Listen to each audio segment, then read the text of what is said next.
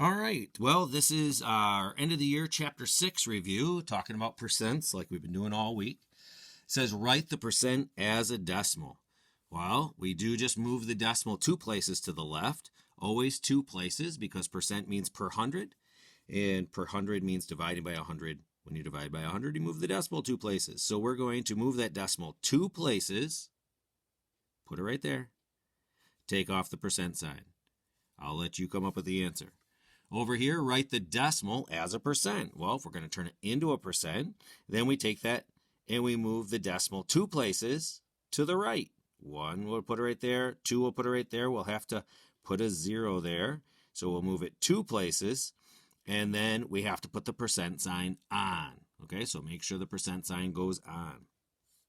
Down here, number 3, circle the number that is greater. Well, you might look at that, oh, I can totally just do that in my head, but put these into a common form. So let's go with fraction. I would rather turn something into a fraction than take it out of a fraction, although that one is just 0.25 because we know what 1/4 is. But we'll just leave it as a fraction. So this is 1/4.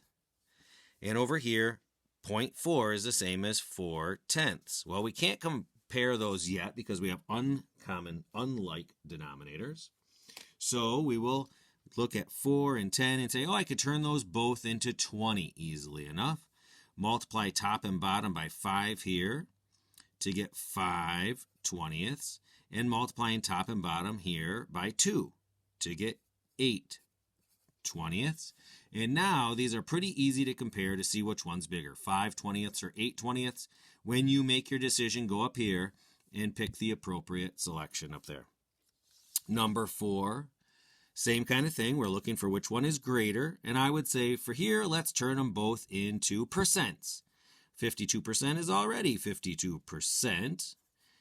This, to turn it into a percent, remember we move the decimal 2 places to the right and put a percent sign on. So it will be 50%.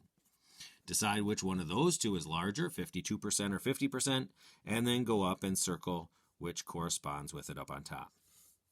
For number 5, write and solve a proportion to answer the question. So we have to write a proportion and then solve it. Of course, it's line over line equals 100. 35%, remember the percent goes here. Of what? So we don't know of, so that goes down here, and then what's left is the 21. And here I would simplify this. 5 goes into both of these, which would make this 21 over W equals 7/20. Okay? And now I see that all I did was multiply by 3 on the top. So I multiply by 3 on the bottom. 3 times 20 is what W will equal right here. So 3 times 20 is what's going to go right here. That's your answer.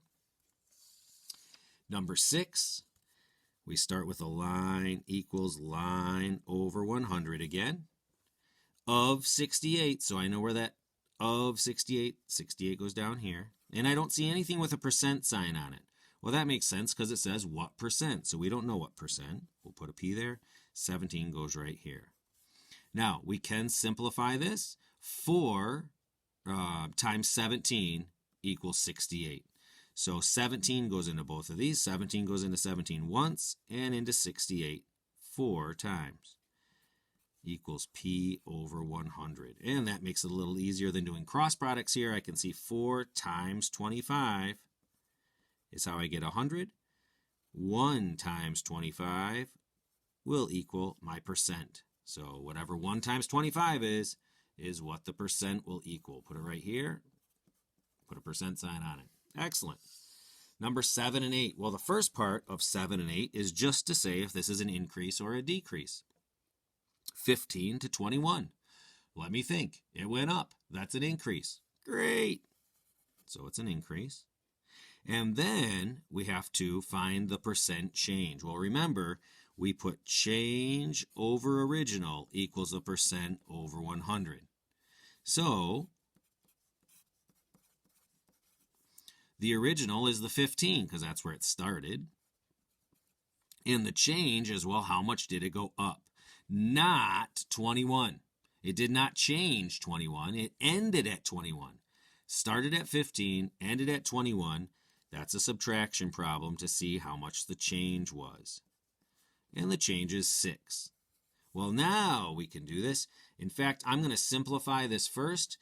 3 goes into both of these. 3 goes into 6 2 times, and 3 goes into 15 5 times, which does make this a little more simple because 5 times 20 is how I get 100, and 2 times 20 is how you're going to get your percent change. Put that right in there. Over here, it went from 60 cars to 24 cars. Well, that number went down, which makes it a, you guessed it. And then we set up our proportion. The original here is our 60, and we have to find out how much this changed. We do a subtraction problem, 60 minus 24, and that lets us know it changed 36. I can simplify this. I know 6 goes into both 36 and 60. In fact, 12 goes into both of them. But we're going to go with 6. 6 goes into 36 6 times. 6 goes into 60 10 times. And hopefully you can see why I went with 6, because now 10 times 10 is 100. 6 times 10 is going to give you your percent. Right there. The last 2 problems. This one is a discount. So line equals line over 100. The original price is what goes down here. Original price is $82. Final price is what we're looking for. I'm going to put an A right up there for that. And the discount is 10%. I do not put 10 right here. Remember, this is the percent we pay. Well, if they're taking 10% off, and it started at 100%, they take 10% off. That leaves me with 90% to pay.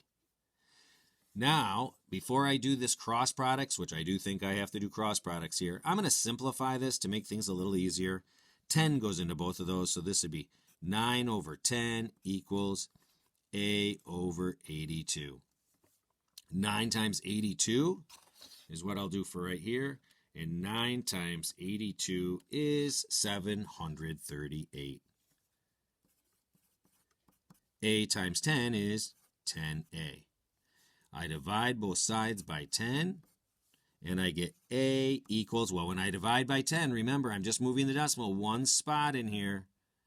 So if I move it 1 spot, I get 73.8, but that's not a final price. You wouldn't go into the store and say, how much is this? And they say 73.8. Remember, you have to annex a 0 here and put a $sign here. Okay, I'll let you write that right over here. Not 73.8. You have to put a 0 on the end and put a $sign. Finally, number 12, it's a markup, which is similar to a discount, but instead of subtracting from 100, we add it to 100. Cost to store is 32. That's the original amount. We're looking for the final price. That goes up here. Markup is 16%, so we pay 116%. 116%. Well, I know 4 goes into both of these, so I'm going to divide top and bottom by 4 here. That would give me 29 on top and 25 on bottom. And then over here, we'll have A and 32. Nothing else goes into those, and 116 divided by 4, yep, 29. Okay, so 29 times 32 gives us 928. 928. A times 25 equals 25A.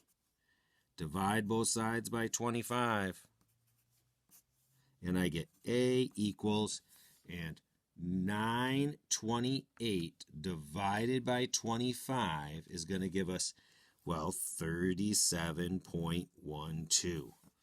That's the final price. Ding! I guess I did that whole one for you. You're welcome.